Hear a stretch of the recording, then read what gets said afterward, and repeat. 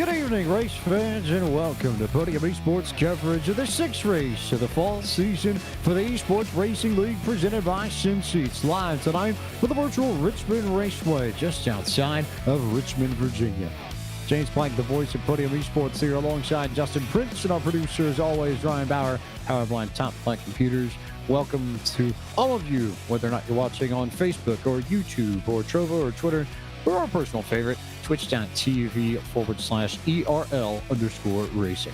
JP, we enter the sixth race of the season after an exhibition last week at the Nashville Fairgrounds Speedway, one of the new releases in this quarterly build of iRacing. And after we take the checkered flag tonight, we will be halfway through the fall season for the Esports Racing League presented by SimSeats.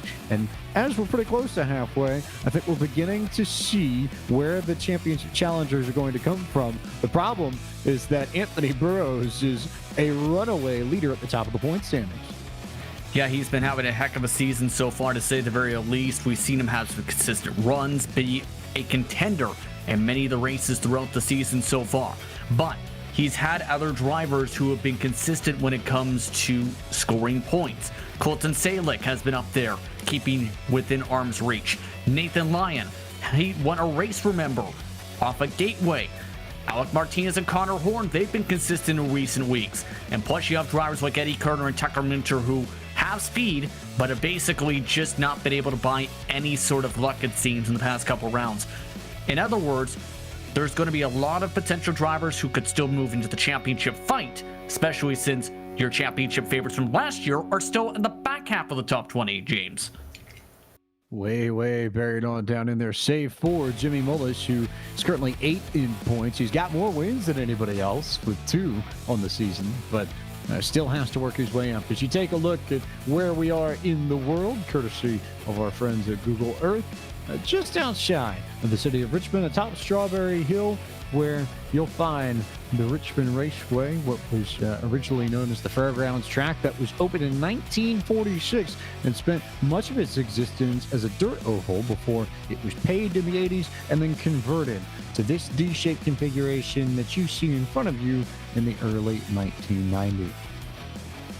We're saying that Mullis is your defending champion of the ERL from a season ago, and he does have the 2 wins, but you want to talk about drivers who have had bad luck. Jimmy Mullis, I think, tops the list. Had a rough go at Darlington in our last points race, and I imagine he'll want to turn it around, especially since it is home turf for Jimmy tonight. I know it's so important for that organization to try and get victories, to say the very least. It's going to be intriguing to see who does win here, because this is such a difficult track and a technical track. It's also been one where a lot of drivers have had to lean on the right rear in the past few weeks or so to try and get used to how this track feels after the new build from about a week or so ago. I think it's going to be an entertaining race. It's just a question of who can carry momentum from some of their stellar performances and career performances of the season, mind you, off in that all-star race, and who in turn struggles tonight here back in the short tracks. And who in turn can get the job done and start trying to chase after Anthony Burrows. That, I think, is the big question. Burrows still trying to set a time and get himself shaped up, although he may have ended up in trouble in qualifying. I don't know if his time is allowed. So Burrows may be starting at the back of the field, which then turns this into a golden opportunity, I would argue, most likely for Colton Salick in the 99, who currently sits 6th on the board. He would stand to gain a significant amount of points if Burrows does have to start at the back and they finish where they start. But this is short track racing. This is Richmond, now with the low downforce package, since they went back to the 18 package for short track racing in 2020. So, you know, there's going to be a lot of bumping, beating, banging. If we go caution free like we did last time, I'll be surprised, to say the least. I'd be surprised, absolutely surprised indeed. It's going to be tricky, I think, how this race fares out tonight. 85 laps on the docket, so you have, at the very least, the chance to make it on field. It's going to be how you play the tire game and the track position game, though. That's going to be most crucial, James, because on the long run, it can be difficult to make passes unless you have a lot of confidence to set it hard on the brakes, to be able to get underneath someone and then in turn stick it against the yellow line by corner apex at either end of the speedway. So it's going to be where the talent rises to the top, but also the track position is going to be key to make sure the talent doesn't float all the way to the very, very, very top of the scoreboard. And I think that's a key point that you make. We saw tire fall-off play so heavily into the real-life Cup Series race on Saturday night. There were comers, there were goers throughout these green flag runs, and I would expect this race to be no different, a little bit shorter at 85 laps than the 400 we had on Saturday night. But the same principle will apply if we get a long green flag run. The question is just how many green flag laps we're going to have and just how many laps we're going to spend under the yellow. That number's certainly up for debate and in the air when you come to a place like Richmond. It's time to take you to your starting grid and tell you where your favorite driver is going to begin the evening. Donovan Strauss sets the fast time with a 20.973, only driver in the 20s in this field in qualifying to start on pole alongside Tucker Minter, who's top 10 in points. He'll roll off second. Connor Horn was the winner at Daytona on the oval a few weeks ago. He'll roll off from third. Brandon McKissick, veteran of the first season of the ERL, begins tonight from fourth. Fifth will be the 54 of Yusuf Ghali. Colton Salek, we talked about him, currently second in points. He'll roll off from sixth. Adam de Blasio begins tonight from seventh. Eighth will be the 77 of Blaze McKinney. Chieftain Anthony Alfredo rolls off from P9. And Team Dillon Esports Blake Reynolds in that 3 Chevy Camaro will begin tonight from 10th. Ben Baffert starts at 11 tonight, one of his best starting positions this evening in his Twitch Toyota Camry. But Braxton DeWeese starts in 12th. That fan club's going to be happy to see him up towards the mid-pack for the start. Steven Rosales starts in 13th in his Ford Mustang, while it's Presley Sora from Indiano Sport in 14th spot. He's been pretty quick at Richmond over the past week or so.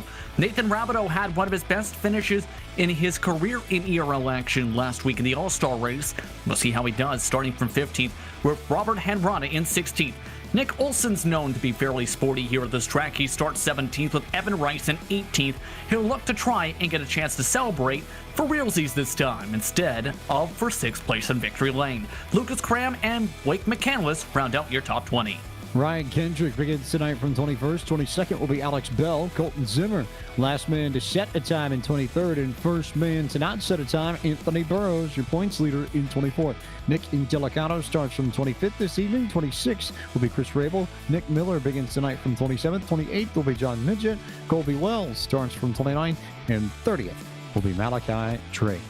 We'll take a look at the track facts quickly before we get you going from Richmond Raceway, this venerable short track just to the northeast of Richmond proper, the state capital of the Commonwealth of Virginia. This is a 3/4 mile, 1.21 kilometer D-oval that opened in 1946.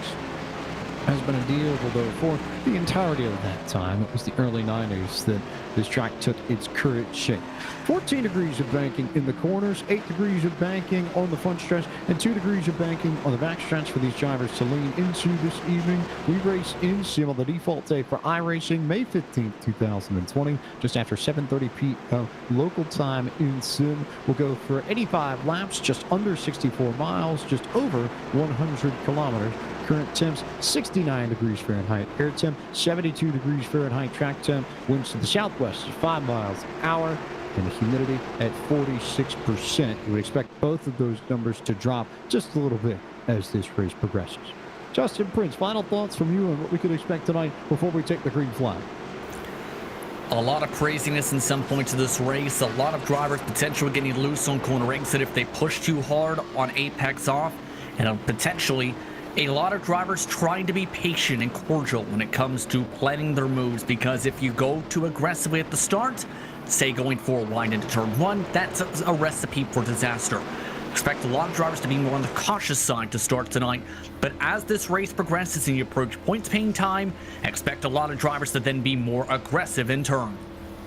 Have a feeling you are most likely on to something there, JP, as we are glad to have you with us here on the ERL social media pages and a certain Anthony Alfredo's Twitter as we get the green flag and take off and are underway here at Richmond Raceway. Donovan Strauss leads us off into turn 1. Tucker Minter, though, on his outside. We know how aggressive Minter's been over the course of the season. He's not afraid to make big moves. He'll slide into second behind Strauss as they fan out a little bit into 3, but those first 3 have tucked in nose to tail. It's Yusuf Ghali and Brandon McKissick racing side by side for 4.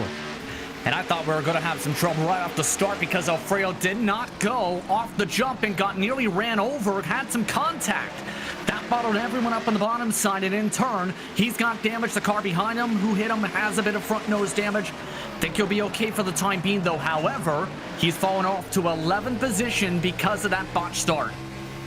Alfredo, the first side-by-side battle in this field. Everybody else has gotten into single file status very quickly as Presley Sora rides up the racetrack in a wreck a little bit further behind.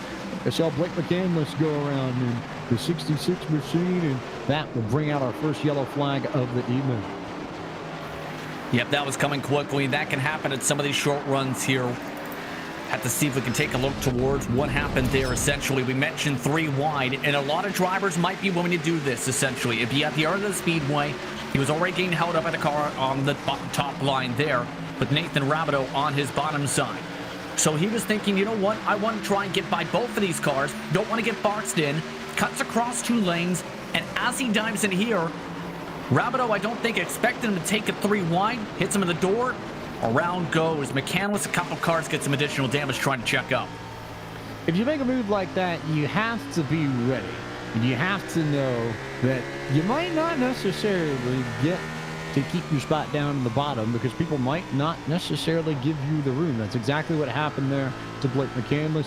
Don't blame him for going for it, but the outcome there, not a surprise because it really does upset the car. When you get contact on that right front on corner entry, more often than not, it's the car coming from behind that ends up going around in a situation like that. Exactly.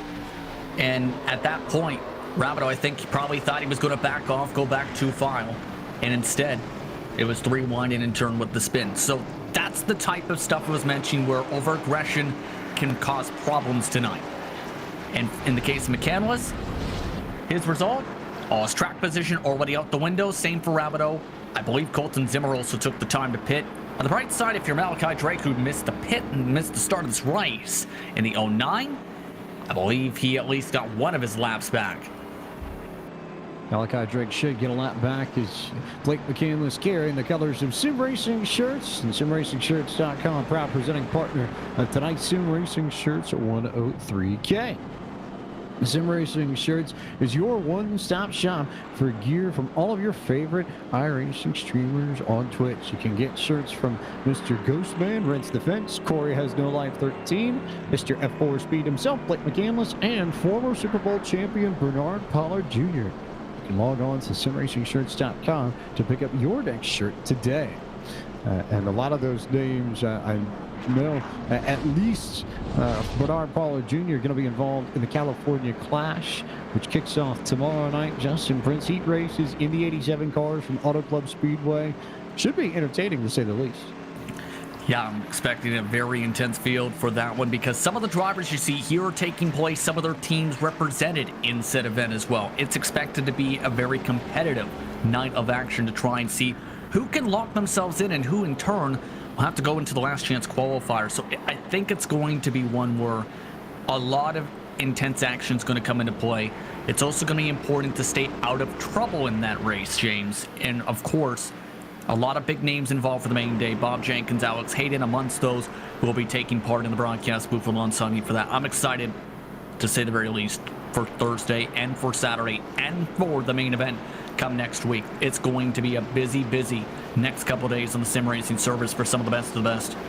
Very conveniently slides himself to the back of that conversation, does Justin Prince. Although yours truly is going to be racing in that event, so we'll see how it goes. I'd like to think that consistency has been found. I think I figured out something in practice yesterday, but it's hard to gauge just how good those fields are going to be because you've seen some that have been stacked with multiple pro and road to pro competitors and others where it's been a little bit more empty, and I've been far closer to the front than I have any right to be in some of those races. So we'll see how it shakes out, but not before we take a look at the restart that is coming our way on lap 9 of 85. Strauss and Mincer, your leaders, Connor Horn and Yusuf Ghali up into 3rd and 4th. and then Brandon McKissick, Adam de Blasio, Colton Salek, Blake Reynolds, Blaze McGinney, and Braxton DeWeese as we take off. A good restart for Strauss, who leapt out to the front as Burton Kligerman Esports, JDR Graphics, Sarah Camry. He goes to the front, Minter to second, Horn to third. Golly will race side by side with Brandon McKissick briefly for fourth, but not before that pass gets completed quickly. So now it's Colton Salek to the inside of Adam de Blasio looking for the sixth position. Trying to take advantage of the bottom side, and you can defend on the top line for a little bit here, but you can only do it for so long around this racetrack. It's only about 3-4 laps maybe before you start cooking the tires. For others, they can get a good run like we've seen de Blasio there and give a bit of a squeeze, force the car below to have to check up, and in turn, you take the spot right back. Exactly what he needed to do right there. But good launch for the top three drivers so far. Separated by just 0.7 of a second, but Reynolds is coming and quick. Reynolds using that top line that you just talked about where you can pinch people on corner exit to get the run you need to complete passes. That's exactly what he'll try to do to Colton Salek through 3 and 4 on corner exit. That 3 car just sort of bouncing into the groove of the 99 ever so slightly. Not enough to make contact, but enough to where Salek can't get the drive off and up to the wall that he needs to carry the momentum to get around the 3 car. And so Blake Reynolds will make that pass and slide up into 7 and begin his chase at Adam de Blasio for P6. And this is the rhythm track you have to keep in mind, not just because of the fall, but because of where you need to hit your marks. If you miss them by even a little bit, you're likely going backwards, going to hit from behind. So you need to be dialed in on where you hit the marks, where you let off the gas, especially with that NASCAR sign for the entry for turn 3. Hitting the loud pedal, making sure you don't go completely full matted to the back, to the end of the gas pedal, or else you're going to get a bunch of tire spin. All those things go through the minds of the drivers, so it's going to be crucial for many of these competitors to keep that in mind throughout the night. Battle for P10, I think, is on, though. Alfredo, who apparently started in 4th gear, James, to start off this race. He wants 10th spot back. Not necessarily how you want to start here, but Alfredo working over Braxton DeWeese in the 8 machine, trying to take over that 10th spot. Had it at the line, just not necessarily clear of the 8 car yet as they nearly make contact with one another. But Alfredo will leap ahead of DeWeese, should complete the pass in turn 3. And now DeWeese is going to have to fight for his spot in line right in front of Presley Sora. They make contact, and everybody behind that 8 car went sideways for just a moment. And that backed up a lot of folks. Sora ended up backing up into the 12 machine of Evan Rice, who had that fantastic drive into victory lane at Nashville last week, even though he didn't win the race. And Nick Olson, who's looking to rebound from a few test starts at the first part of the season, but not before the yellow flag comes out. Ben Bafford goes around in turn 3, second yellow flag of the evening, and I think he had a little bit of help from the 16 machine of Nick Indelicato. Yes, absolutely. Took the wider arc as Delcato tried to jump right underneath him and hit the left rear corner panel. Let's see if we take a look right here specifically at this. And there are those different lines where some try and go for the flat entry into the corners. Some go for the wide arc. 23 went for the wider arc, and he sent it right up into the hole. Huge damage for Ben. Makes me wonder if they might have been driving the 87 cars here, the Chevrolet Monte Carlo and the Ford Thunderbird that you'll see in the California Clash tomorrow, because you have to drive those in a completely different manner to the current Cup cars that you see tonight. Cup cars you can arc in a little bit more. They have more downforce, more side force. It's easier to turn them in. The 87 cars don't really have a lot of aero help. It's all about mechanical grip, and you really want to get into the corner as straight as possible. That run for the 16 almost looked more like an entry that you would want with the 87 car as opposed to the current Cup car. And there was a little bit more arcing just ahead of Nick Indelicato, and that's where the contact with Ben Baffin came. At least that would be my hunch. I mean, you sort of have to swip and flip between modes to make things right. Regardless, everybody for the most part comes down pit road, save for Lucas Cram, Nathan Ramado, and Blake McCandless. Those 3 will stay out as Donovan Strauss will get 4 tires. These drivers not taking any chances whatsoever as Strauss will go, then Minter, then a nice battle between Gali and Connor Horn, and Nick Olson takes 2 tires to jump up into P8, and then I think he might have smacked the wall coming out of pit road, now has damage to the left front. Yeah, he did. Wonder if we could take a look at Olsen, because he did smack the wall. I don't know what in the world he was doing. You see that damage on the left side on the pit access road for the exit, just arced it into the wall. Just complete brain fade that damaged his race car. Take a look at this. The aero damage isn't necessarily the biggest concern in Olson's case. The bigger concern is going to be if that left front suspension is taking any sort of damage. As Olson, was just trying to stay off the line and just clip that wall ever so tightly. He was just trying to gas it up, I think, to go catch the drivers in front of him and managed to clip the fence a little bit. So we'll keep an eye on how that affects the 24 machine. But in the meantime, we'll remind you that tonight's broadcast of the Esports Racing League is presented to us by our partners at SimSeats. Since 2009, SimSeats has been designing and fabricating high-quality driving simulators, including motion systems, custom fabricated parts, and complete turnkey iRacing packages, all made in the United States of America. Their customer base includes all kinds of drivers, from amateurs to professionals, and their passion for racing drives them to build better sim racing equipment. Don't limit your track time to the weekend. Visit www.sim-seats.com for more information. We'll take a quick break and step aside so we can catch a breather before we get back to racing from Richmond Raceway. You're watching coverage of the SimRacingShirts.com 103K of the Esports Racing League at Richmond Raceway, presented by Podium Esports.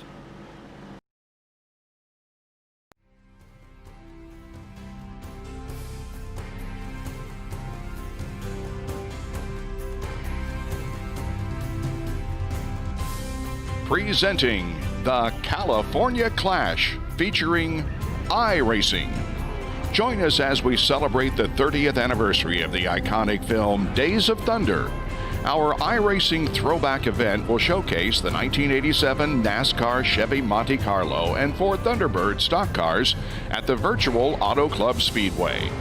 Many will enter, but only 23 drivers will make the field and get the chance to take on the 20 invited VIP locked-in drivers. Join me, Bob Jenkins, alongside Justin Prince and Alex Hayden from MRN, the voice of NASCAR, as we present to you the California Clash, hosted by Eric Estep from Out of the Groove. After 30 years, you still can't outrun the Thunder.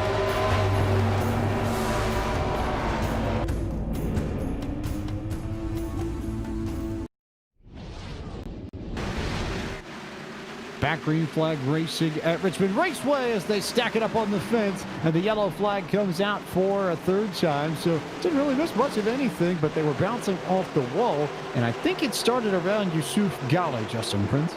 Yes, indeed. And keep in mind, the drivers were getting held up a little bit by the drivers who have had to come down and use a tire set. There were 3 available tonight, and those drivers who were leading the pack had to use them from the caution flags.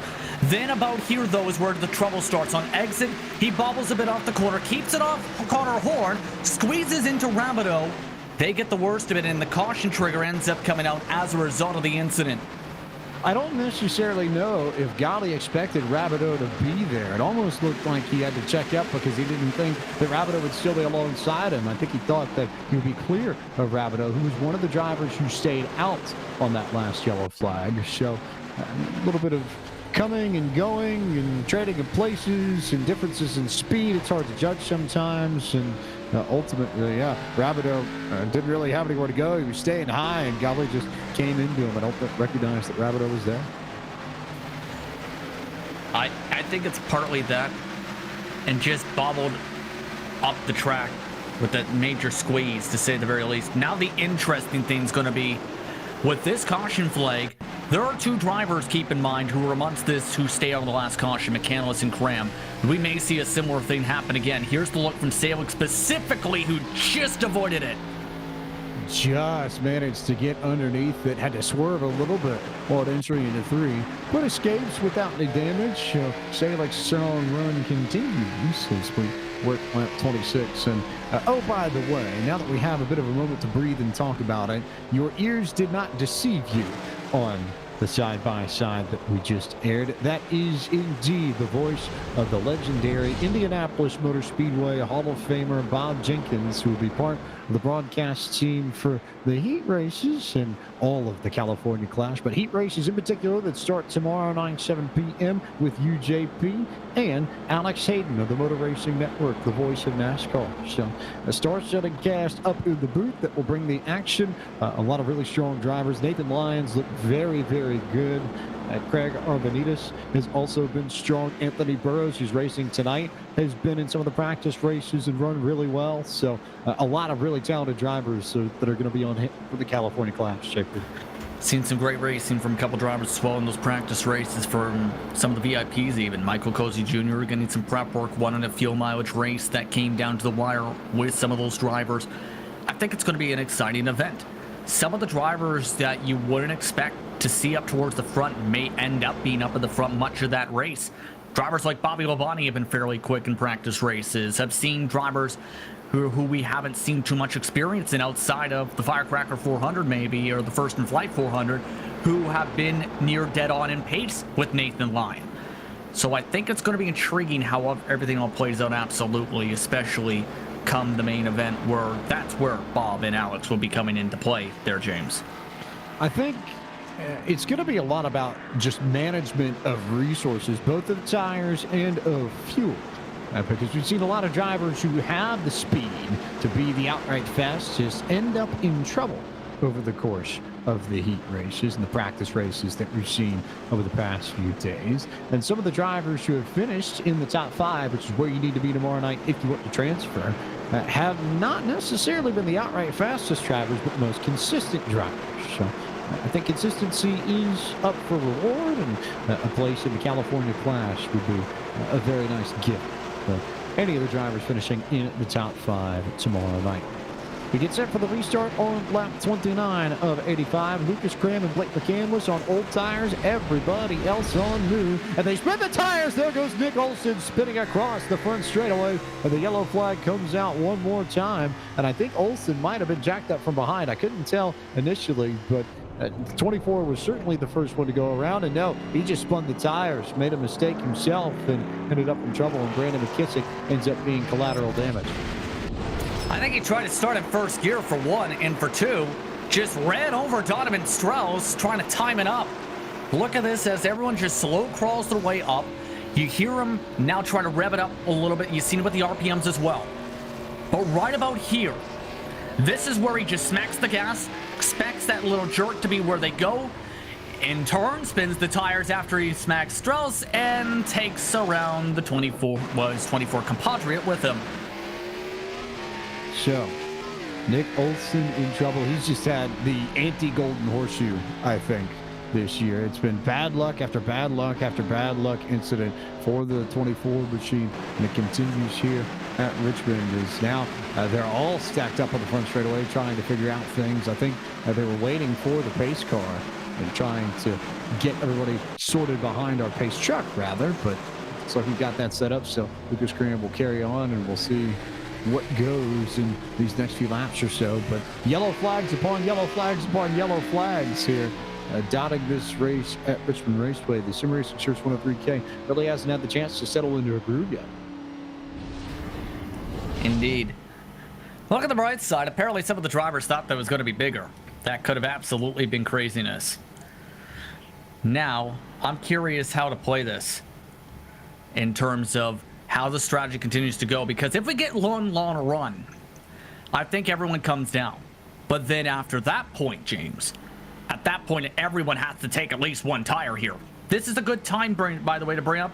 There's been updates to the rule book, and a 3-strike policy has been instituted starting tonight.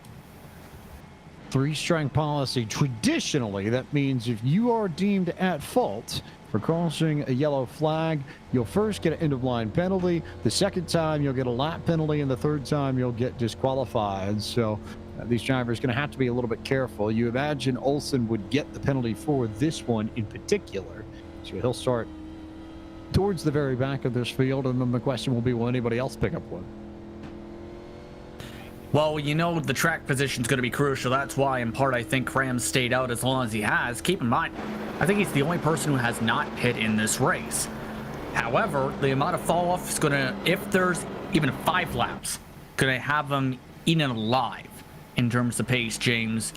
We've seen it with ERL team in the springtime, in the day race, in the Coke Series. We've seen it a little bit in several races back then as well. I'm expecting that possibility on this start as well.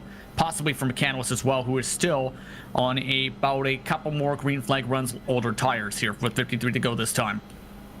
I think the interesting thing above all else is that, yes, you could make the argument that Cram and McCandless are at a disadvantage in a sense, but at this point, we've been under so many yellow flag laps that these drivers might have enough, maybe more restart cycles than anything else, that you may actually see some of these drivers come down with McCandless and Cram, and in that sense, their gamble to get track position and get towards the front may end up paying off after all. It's a very interesting place that we find ourselves in that sense.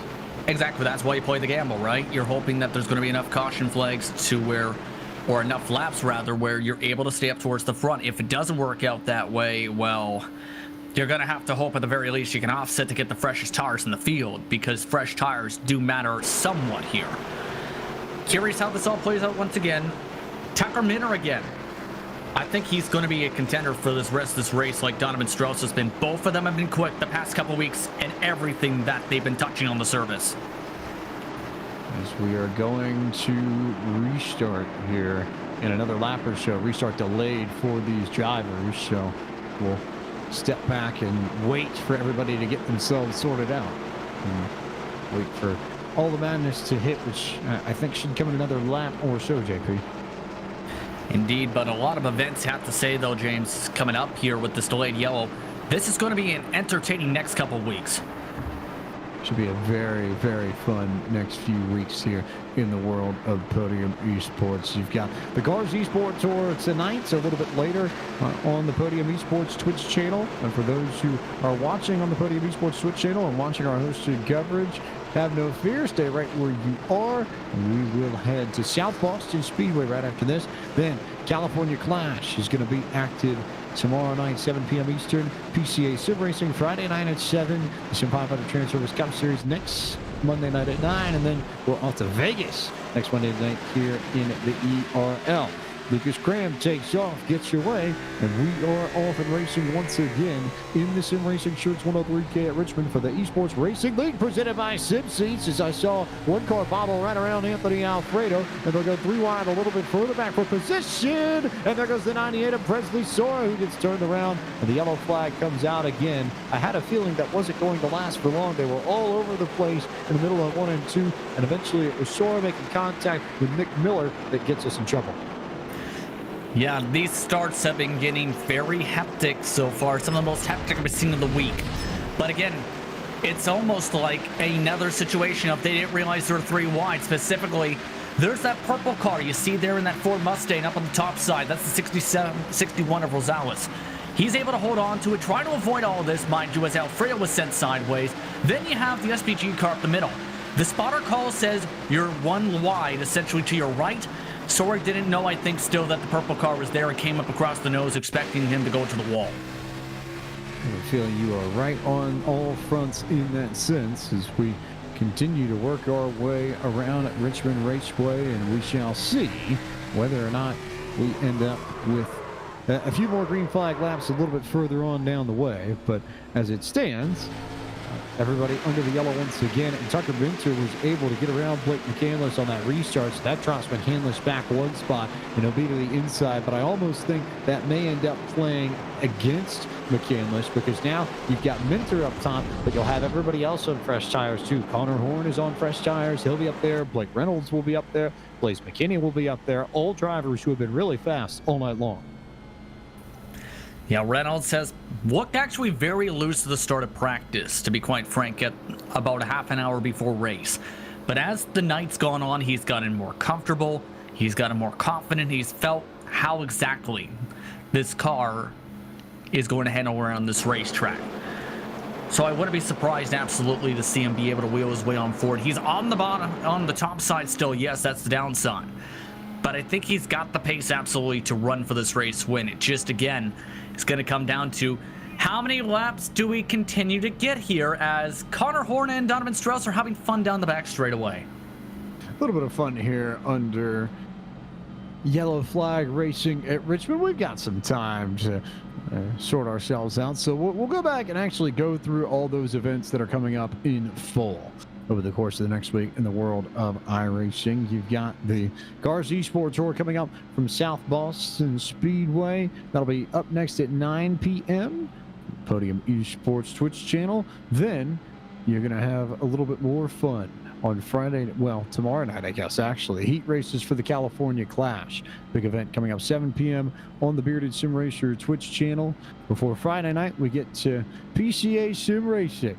That'll be coming up from Barber Motorsport Park. First time that series is going to Barber as the best drivers from the Porsche Club of America will take to the road course there and see what they can do in their GT4 Caymans. Then Monday night, it's the Sim 500 Trans Service Cup Series from Bristol Motor Speedway. And then Tuesday night, September 22nd, we've got the next round of the eNASCAR Coca-Cola iRacing Series from Las Vegas Motor Speedway before the ERL. It's to Las Vegas next Wednesday night.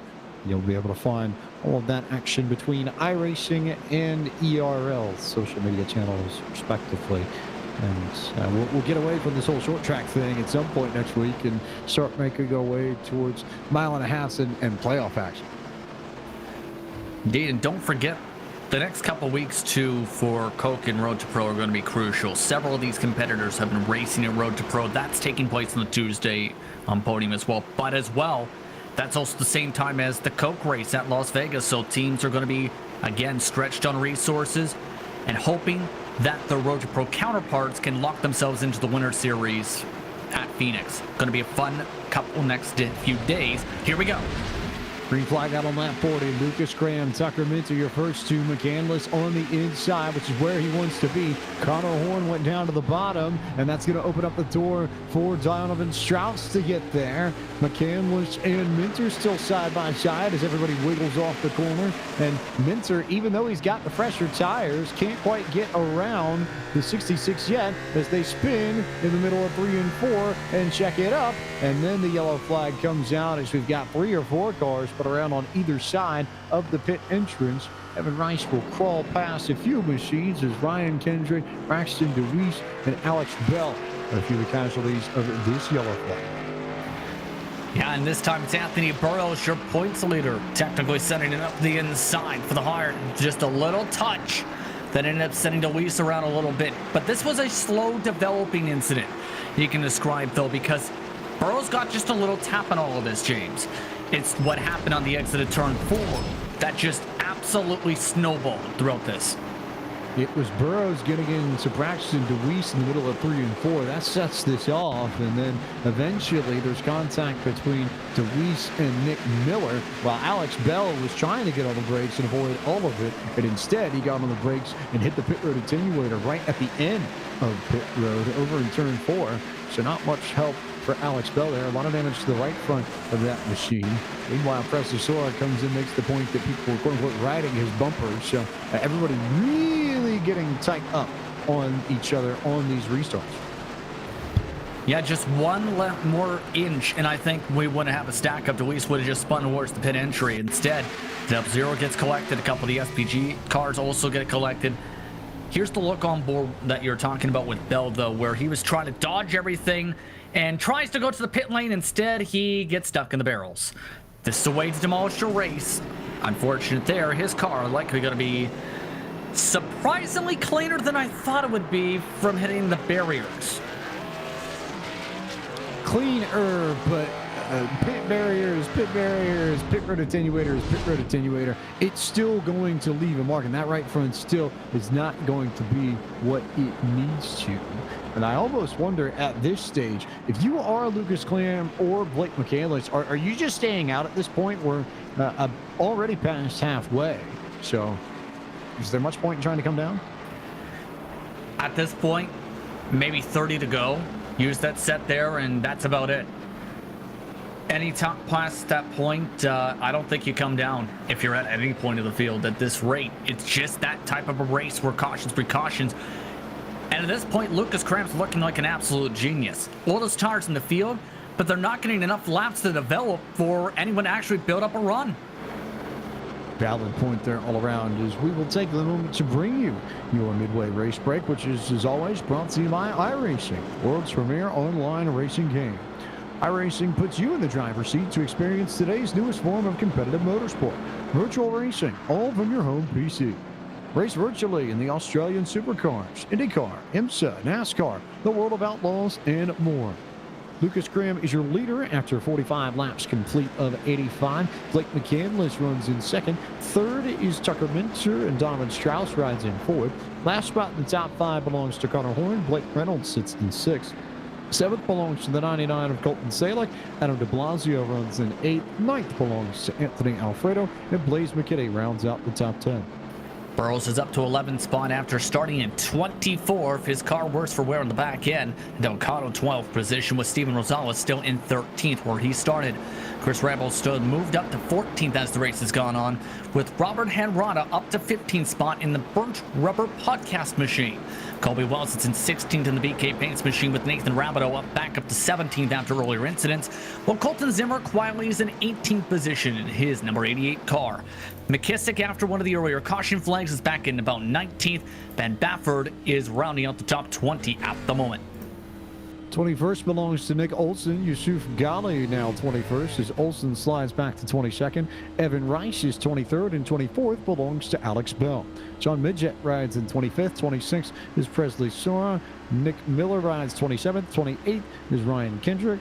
Braxton Deweese, Malachi, and Drake, the 2 cars, 1 lap down in 29th and 30th, but all 30 cars still running here at Richmond as we get set for the restart on lap 48 of 85. Lucas Cram on the bottom, Blake McCandless up top, Tucker Minter down on the bottom. He got a pretty good run on the 166 machine, and I have a feeling that this might be the moment in which Minter does make that pass. McCandless sent it off into the corner, might open up the door for Donovan Strauss as well as Minter slides, and there's a little bit of contact between Strauss and Connor Horn, but there goes Minter to second, and now here comes Donovan Strauss and Connor Horn, who nearly bounce off each other as they try and fight Blake McCandless for P3.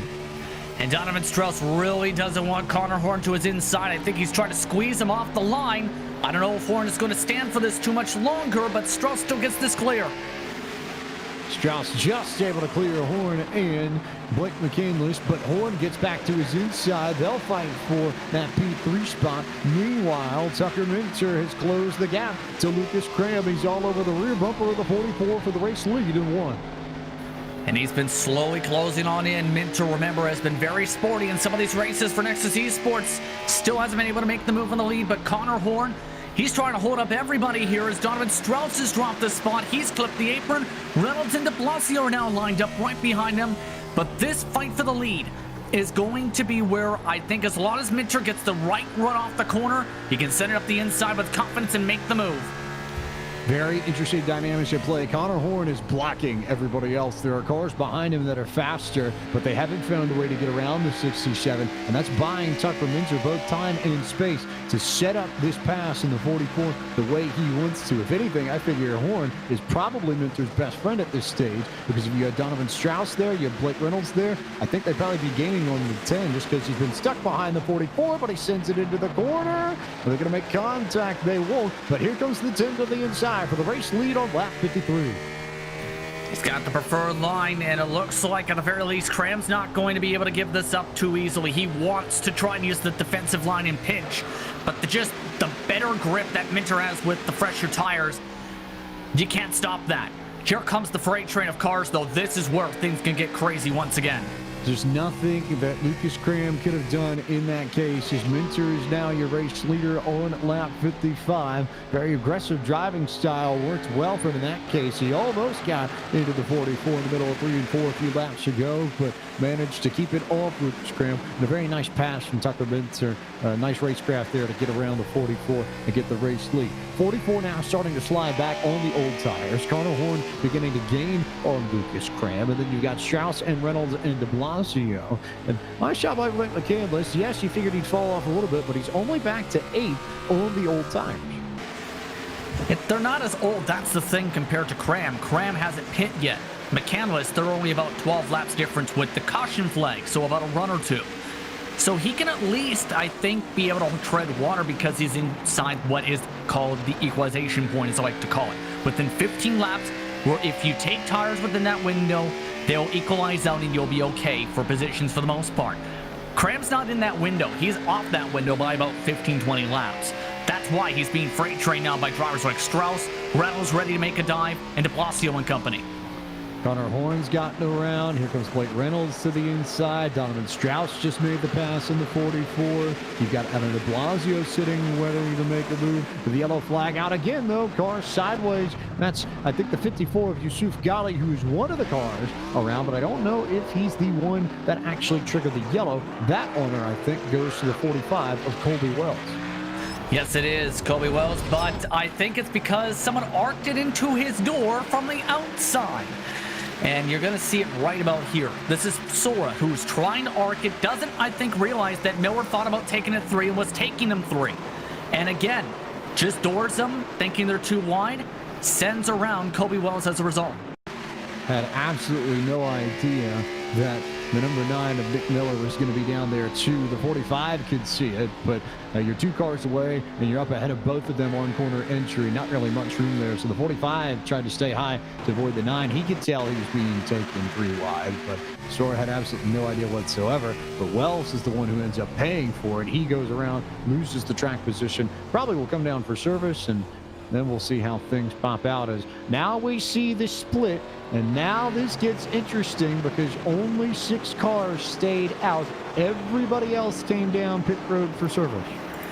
Yes, indeed. We'll talk about that in a second because you mentioned Yusuf Ghali potentially trouble. This is as the caution came out. He got hit in the door by Nathan Rabideau on the back straightaway, James. What in the world? Let's take a look from the head up because Rabideau's been involved in a couple incidents. Ghali, I think, yeah, just got a little bit loose. Rabideau did and just slid right into his door. Nothing Yowie to do except for hold on. Rabideau came off the wall more than you would think on the back straightaway. Definitely took a low arc out of there. So not sure if he recognized whether or not Ghali was there, but certainly a different line there, and they come together, and that's where we get the yellow flag. Well, and you have to think about it this way, James, as well, though. If you lose that right rear, hit the gas even a little bit too hard to try and get yourself clear, you're likely snapping down to the car who's down right below you. In the case, that was the 54.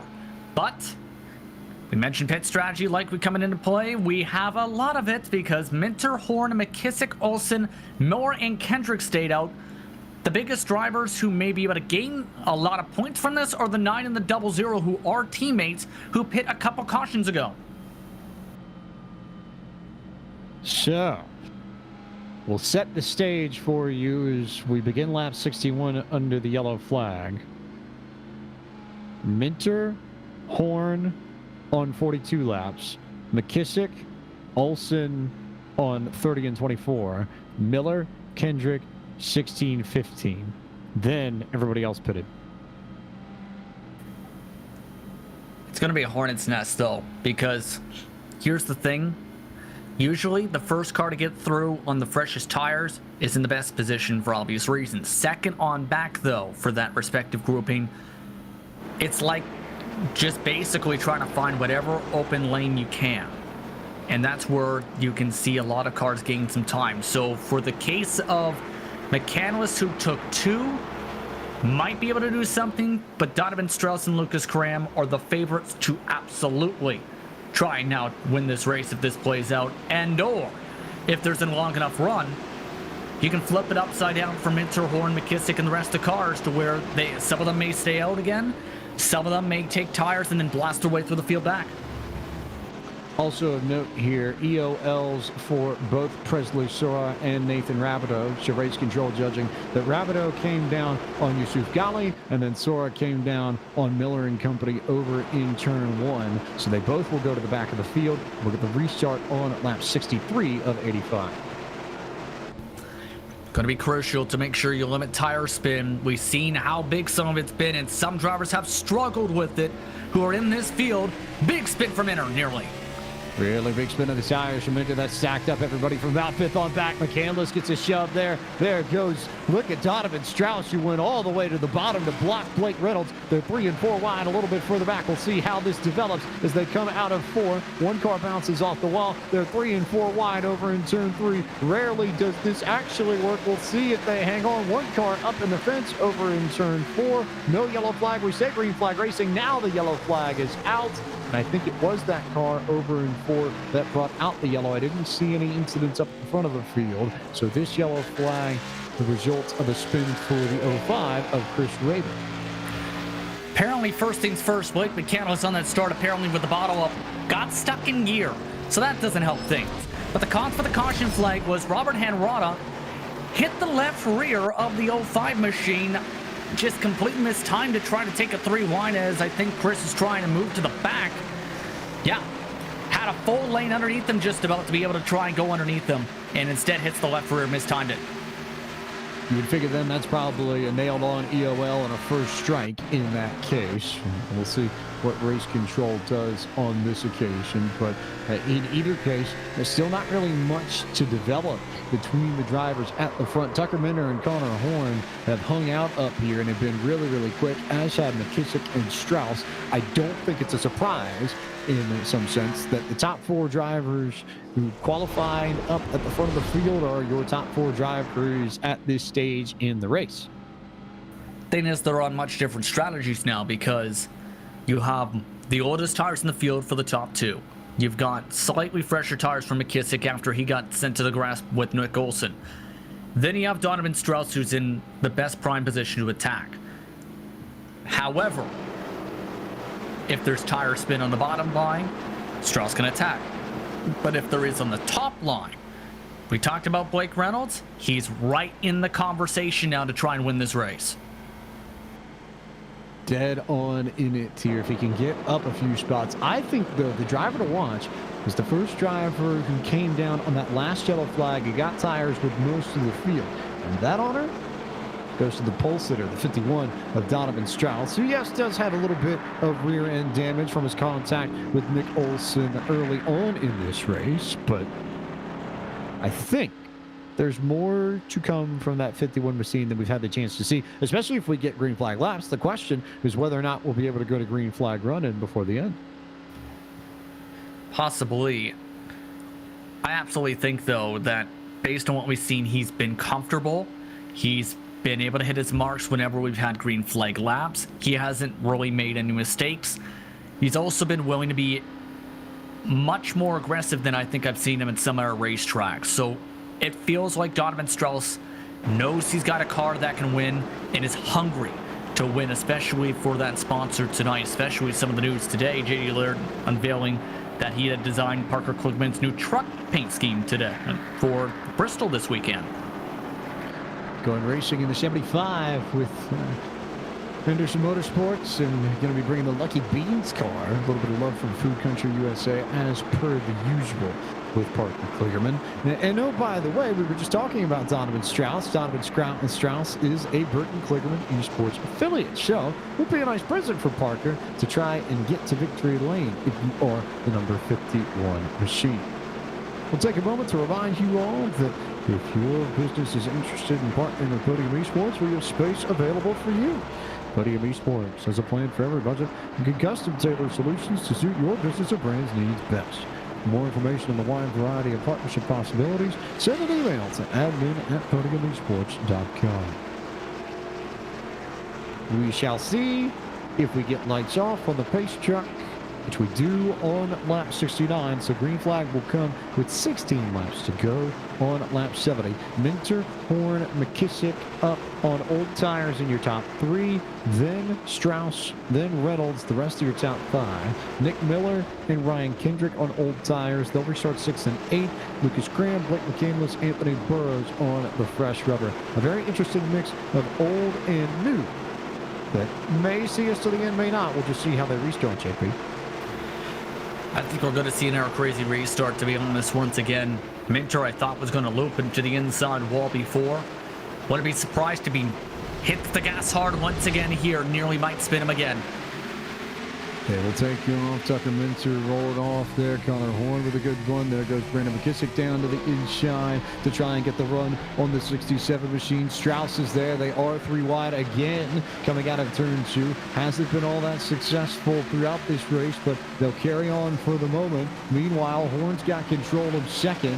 They'll try and hold off Brandon McKissick and Donovan Strauss and Lucas Graham there. And Blake Reynolds also in the mix too, diving down to the inside. And he's in the better position here just about. If Donovan Strauss stayed boxed in for another second, I think Reynolds might have been able to get clear of that 51 as well. Now it's about who can get clear of the 67 first to then attack. Strauss is in a tough spot on that outside. Reynolds, I think, is going to try and send it here. Biggest question, I think, is whether or not Horn can hold off both Strauss, and there goes Donovan Strauss. Same thing happened to the 51 that just happened to Presley Shore, and Adam de Blasio had nowhere to go. Turn 2 is blocked up. The yellow flag is out again, and it was the same sort of thing that just happened a few laps ago, where Strauss was caught on the outside trying to turn down and just had no idea that Reynolds was down the inside, and Horn was trying to give Reynolds room but also not run into the 51, but the 51 had no idea the 3 was there. Yeah, he is definitely not happy. Immediately left the track, I believe. But Reynolds apparently actually was trying to back out right about here-ish. Once he realized that, Strauss didn't realize that he was sending up the inside. Too late at that point. A little bit of door, and then in turn, Strauss ends up having it swirl into the middle of the pack and takes several different drivers with him as a result. So he goes up to the fence, and yeah, definitely a frustration cancellation, as it were. So Burrows is going to jump up a spot, as will everybody else that's sort of buried in the back of this field. Strauss will go all the way back to 29th, so certainly not a good points night for a driver who came into this right near the front end of the point standings. But work to do for him. Meanwhile, Anthony Burrows, who came into tonight with the lead, will see if he can gain a few more spots in these final few laps or so. He currently runs 17th, so not the greatest of runs for Burrows. Colton Salick should gain a little bit on him. Salick currently scored in 6th, and he's been a rock-solid top 10 contender all night long. Yeah, this is going to have points ramifications. Burrows involved. Alfredo apparently was trying to lock it up, but as explained by him a few weeks ago, you lock up the brakes, you kind of lose traction, and you go faster than you normally would in that regard. You can see for drivers like Rabideau, though, they've been needing some type of luck. How about avoiding 15 cars just about stacking up at the bottom of the racetrack? Very, very lucky to escape all that, especially with the way that spread out on the exit of turn 2, which is a tough place to avoid a wreck. The track sort of fuddles at that spot. It's there, and then turn 3 where you've got the access walls for some of the safety vehicles. Those are the spots where we tend to see big incidents at Richmond. We always end up with a few cars torn up some way, somehow in those places. So good to see the field sort of sneak through there. Good to see everybody else just make it out in one piece while everybody was spinning off in 1 and 2. Take a look at the instant replay and see how Blaze McKinney snaked his way through this. We've seen from the back bumper of Alfredo, just avoided contact with them. Also was able to snake to the right as they were stacking up again. Of course, we've seen him be very strong in the All-Star race. Nearly won that race after the crazy final lap. And his car's also still very clean and sporty. So inside the top 10, might be able to get a solid points night overall. He's been floating around that spot all race. Wouldn't be a bad points night at all. We look at some of the other drivers who are in the points hunt.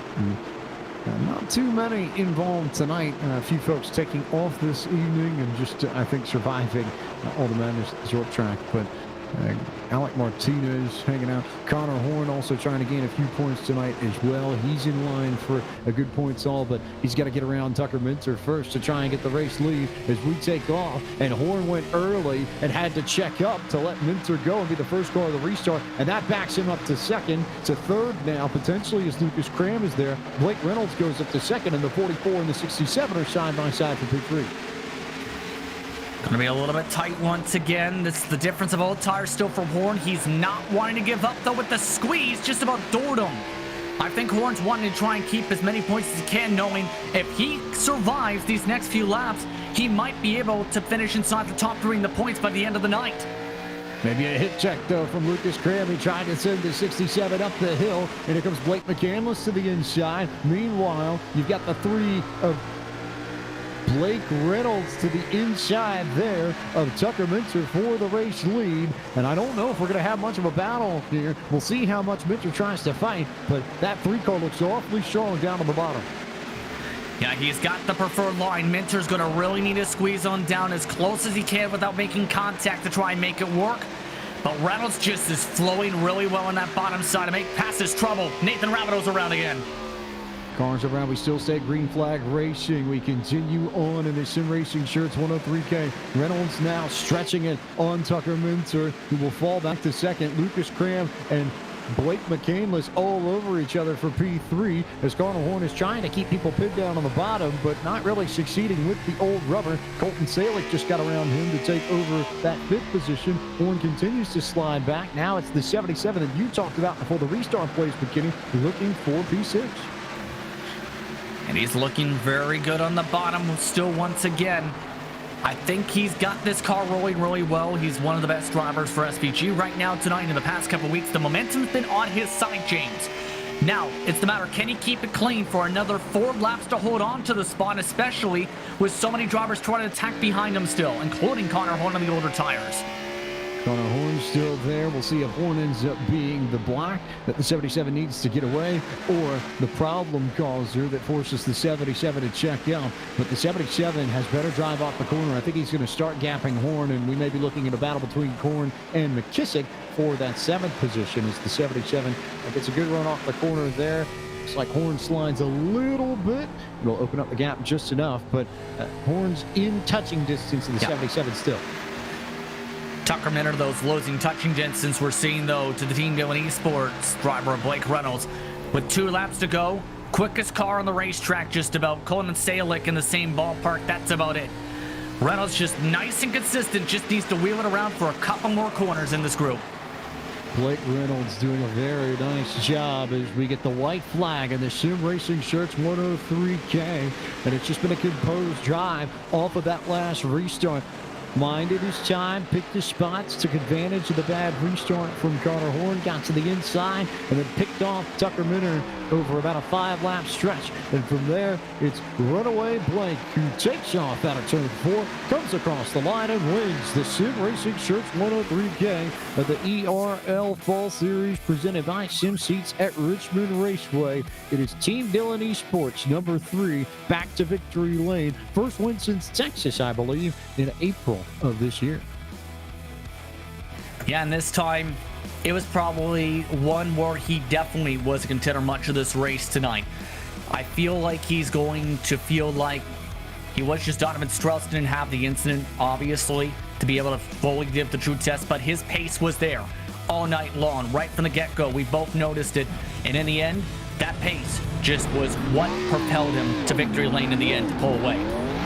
He was one of about 5 or 6 drivers I thought that if they got the track position would have the ability to drive away from the rest of the field. And it just became a game with the restarts of who would get the breaks and who would get the opportunity. Reynolds was the one who got that big break when Connor Horn had to check up on the outside. He immediately ducked to the inside from about P4, got underneath Horn, went immediately to second. All he had to do was fight Tucker Minter for the race win. It made his job a lot easier, and Blake Reynolds will go to victory lane at Richmond Raceway.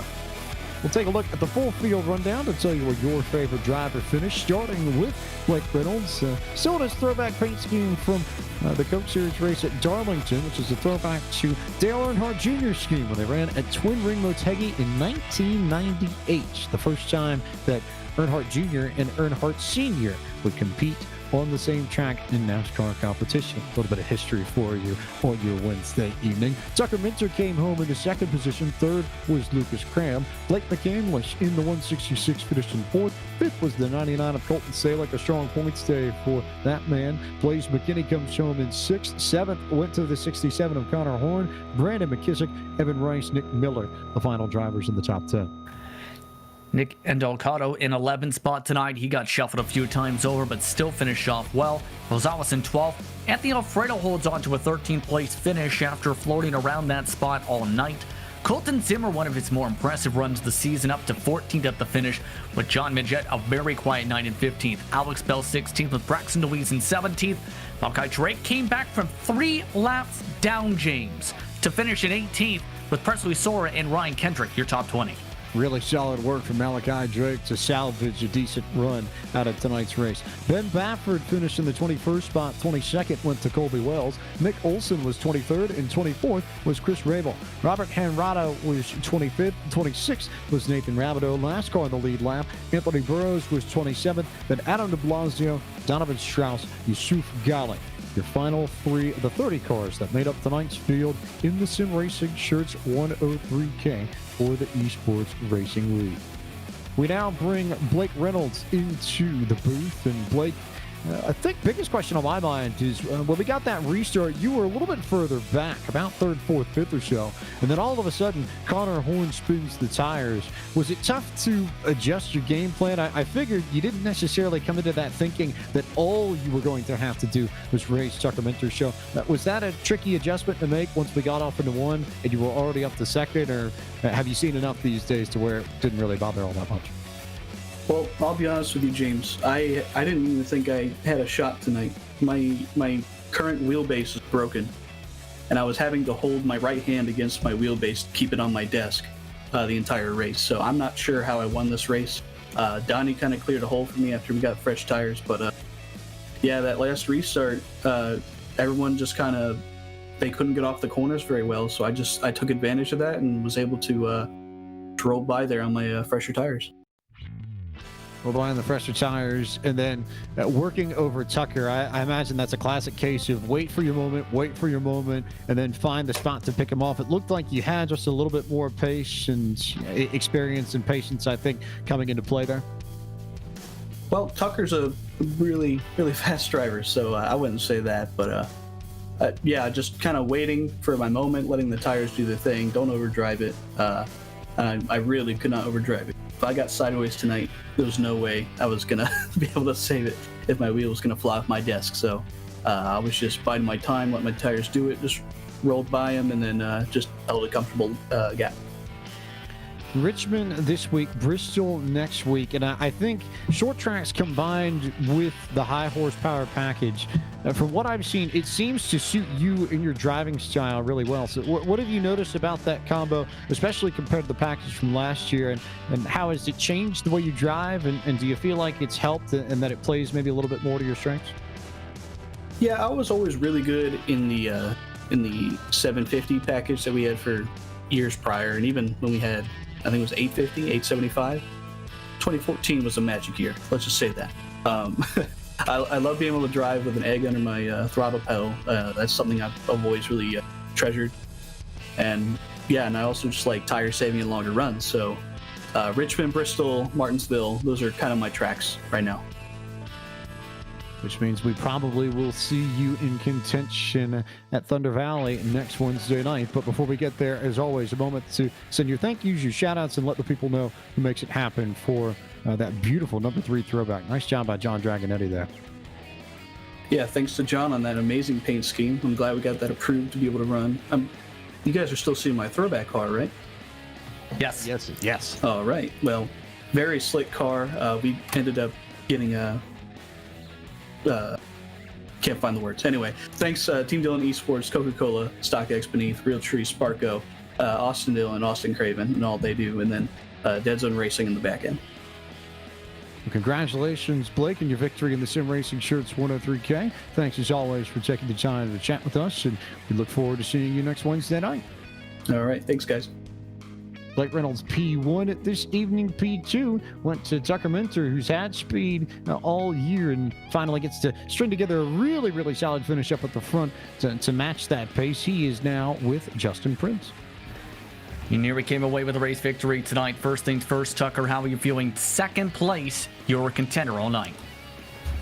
Yeah, I definitely felt like I was top 2 on speed there with Donnie, especially with Blake having his wheel problems. So I'm happy to come away with top 2, just kind of a sitting duck there with their tires in that last run, actually getting some green flag laps. Was going to say, once you got clear of all the traffic and all of the different tire strategy cars, what was going through your head as you were slowly starting to see Reynolds, with one hand, mind you, reeling you on in and able to make the pass? Yeah, I was pretty surprised that just about anybody pitted on that one yellow with how the race had been going, and seeing how Lucas and Blake were able to hang on for as long as they were up front. So I figured a lot more people would stay out with me, but in the end, I saw Blake was coming and I knew he had fresh tires. I figured either he or Donnie were going to be going by me, and then when Donnie got wrecked out, I saw Blake was restarting third. He was really in the catbird seat. There wasn't a whole lot I could do. Next race is actually at Las Vegas at 70 laps distance, so we're back to the mile-and-a-half package for a little bit before going super speedway racing, Roval racing, mile-and-a-half racing, all the way down towards the finale in semi-last race of the season. How are you feeling about the second half of the campaign and how you have done in turn to position yourself for a decent points haul by the end of the season? Yeah, I mean, I feel like I've had speed every week, and just depending on whatever happens in the race, but sometimes it goes really well, and other times you just get caught up in a bunch of other people's stuff. So hopefully we have a nice green race at Las Vegas. I'm not going to bet on it, but I'm hoping. So it should be fun. Hey, it's the place you can bet on that stuff, right? It is the Sin City. In all seriousness, anyone you want to thank for your P2 finish tonight? Yeah, just got to thank the guys at Nexus, and I guess my family, Elon University again for the Wi-Fi holding out, not blinking too bad. And yeah, thanks to you guys for putting this on. By the way, be sure to check on that some more and get a couple bits of duct tape. We'll see how you do with that internet come next week.